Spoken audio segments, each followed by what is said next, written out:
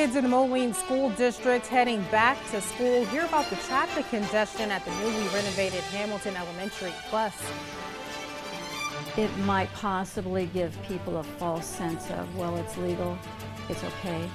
A setback for lawmakers hoping to soften marijuana penalties in Illinois. WHBF is local for you. This is Local 4 News this morning. Good morning. I'm Emily Scarlett. Thanks for watching Local 4 News this morning. Chris has the day off. Hundreds of kids are greeted by some big changes for the first day of school at Hamilton Elementary. After millions of dollars in renovations, no one anticipated the major traffic that would come along with it. Local 4's Alice Kang joins us live at Hamilton. Alice, what are school officials saying about those backups? Well, Emily, there was a lot of traffic during pickup and drop-off yesterday at the first day of school. Now, school officials do realize that there are a lot of congestion in this area, but yesterday was the first day and they're already looking to make improvements. Now, for example, school officials have already mentioned, the timing of the lights here on 7th Street. Now, there was more traffic after and before school than what parents and school officials have seen in years past. Remember, Hamilton has more kids after taking in students from Garfield Elementary after it closed. We caught up with parents as they were picking up their kids on the first day of school, and it looks like they're already adjusting their schedules and have suggestions to make the transition easier. Just be prepared, leave a little earlier, come a little sooner to pick them up, maybe have them walk down the street a little bit than having to be right next to the school to get them. It was crazy this morning. Like, we couldn't turn to the other street over there. I wish that they have like a turn signal for the other cars instead of us waiting and being late to take our kids to school. Now, while there is a lot of traffic delays around this area, administrators at the school are asking that you are patient and continue to drive slow around school areas. Now, we talked to Hamilton Principal Todd Williams, and he says that they have partnered up with a church across the street, the First Evangelical Free Church, and you could use that parking lot, and parents are encouraged to park there and walk their kids to school, and that could help with the congestion. Emily, back to you. Thanks, Alice. And Illinois teachers are heading back to school with some new supplies. Illinois Vision 2020 launches its Learning Center on iTunes U. It's a free educational collection of resources that'll be available to every teacher in Illinois. Right now, the curriculum focuses on 9th through 12th grades. The free content helps teachers create and manage their courses by setting up lectures, assignments, and quizzes. Plans call for expanding the site to include kindergarten through 8th grades in the near future. A second person is now in custody in a battery investigation in Sterling. This coming after the first man is placed in custody after police say he caused serious injuries during a fight. A 21-year-old man was taken to the hospital after police found him with a bloody face at a house party in Sterling. Officers arrested 22-year-old Kurt Valentin. He's charged with aggravated battery and reckless conduct. He's being held in the Whiteside County Jail. Police are still investigating and believe future arrests are likely. And the second person in custody is a juvenile who turned himself in last night. He's also facing charges of aggravated battery, mob action, and reckless conduct. For the first time in 20 years, the East River Station treatment plant in Davenport is inviting the community to tour their facility with a free, family-friendly event with activities and free food. The first ever Water Fest from 4 until 7 today is to provide you with an up-close look at how water is drawn from the Mississippi River and is then transformed to a high-quality drinking water. The event will include educational displays, kids games, prizes, and free food. Things get started with a ribbon cutting and water toast at 4:15. The Obama administration making history after appointing the first openly transgender White House staff member.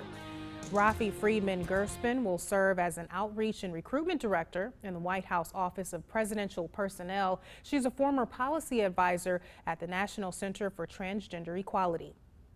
And the U.S. Navy is preparing to allow women into the ranks of its SEAL teams. The Navy's chief operations officer saying, quote, that anybody who can meet the gender non-specific standards, then you can become a SEAL. Adding that if women can pass the unit's demanding training requirements, they'll be allowed into the elite force. Officials did not reveal when they plan to allow women to compete for a spot. The announcement coming as 2 women are about to become the first female soldiers to graduate from the Army's Ranger School.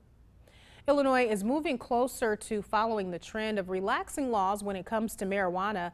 And just when state lawmakers thought they were making progress, Governor Bruce Rauner sends their proposed bill back. Local 4's Krista Burris has the latest. Illinois' long-standing no-tolerance policy for driving while high on pot could become a thing of the past. Right now, you'd get arrested if you're caught behind the wheel with any pot in your system. State lawmakers are now wrestling with technical details to change that, and local police would have to adjust. East Moline Police Captain John Reynolds says allowing drivers to have any amount of pot in their system is a bad idea. It could make it more dangerous out there because, you know, we don't know all the effects of marijuana. Reynolds could find out if his concerns are legitimate. State lawmakers already passed a bill to allow some pot in the system. They gave the okay to 15 nanograms per milliliter of THC, the chemical in pot that gets you high. Reynolds says it would be hard to enforce. There's no measuring thing that we could do right now. Governor Bruce Rauner has his own issues with the bill. He sent it back to the legislature with an amendatory veto. He wants lawmakers to make some changes before he's okay with it. One of those would be to lower the legal limit from 15 nanograms passed by lawmakers to 5. Unity Point substance abuse counselor Stephanie Parker says marijuana slows drivers' reaction time. She thinks the plan could send the wrong message. It might possibly give people a false sense of, well, it's legal, it's okay. In Colorado and Washington, where recreational pot is legal, the limit for drivers is the lower number of 5 nanograms.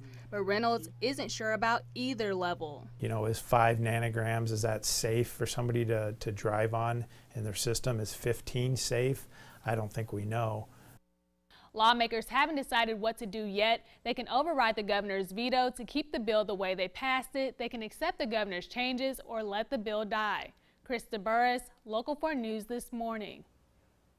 Thanks, Krista. Fast food chains are serving up kids' meals dangerously high in salt, according to new research by the World Action on Salt and Health. The group looked at chains like McDonald's, KFC, and Subway in over 30 countries. They found 8 out of 10 meals contain over 1 gram of salt. That's more than a child aged between 4 and 6 should eat in one sitting. The study found the amount of salt in kids' meals vary significantly country to country. Experts say high levels of salt can cause children to have health problems later in life. Too much salt has been linked to high blood pressure, heart disease, strokes, and obesity in adults. And an interesting point in that to me is that the levels vary by country to country. So I'm thinking some levels that would be acceptable in other places, we would say, this tastes like nothing. Yeah, exactly. And you know, and they probably think, boy, did you guys put any food with that salt? Exactly. So definitely something to keep in mind, especially since you don't always see those nutritional labels when you're picking out those kids' meals. So keep that in mind when we're feeding the kids. And even when those nutritional values are there, you still don't look at them. Yeah, still don't always make the best choices, right? That's okay. You know, as long as it's in moderation. There you go.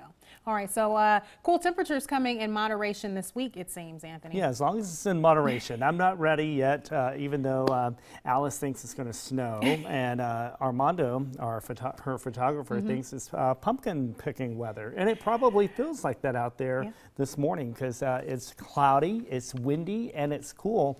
The winds are already up to around 17 miles per hour in Moline, 61 degrees. Upper 50s in Davenport at this time, winds at around 15 miles per hour. We had some light rain out there this morning, and this afternoon we're going to see more scattered showers pop up. They'll be very isolated in nature. It's likely that we've already reached our high temperature today. This afternoon, upper 60s to near 70, and look at those cool overnight readings. Low to mid 50s off to the north. All right, so a cool night. We've said it already this morning. If you're heading out, you may want to grab a jacket this morning. Yeah, and the good thing is you probably won't forget it because you'll want it this afternoon too. All right, there you go. Well, more bad news for Subway. Apparently they've got salty food, and a well-known spokesman for the food chain is pleading guilty to some pretty serious charges. That's next in our look at what's trending. Stay with us. The time now 6:42. You're watching Local 4 News this morning. WHBF is local for you. With Chris Langlois, Emily Scarlett, and meteorologist Anthony Peoples. This is Local 4 News this morning in high definition.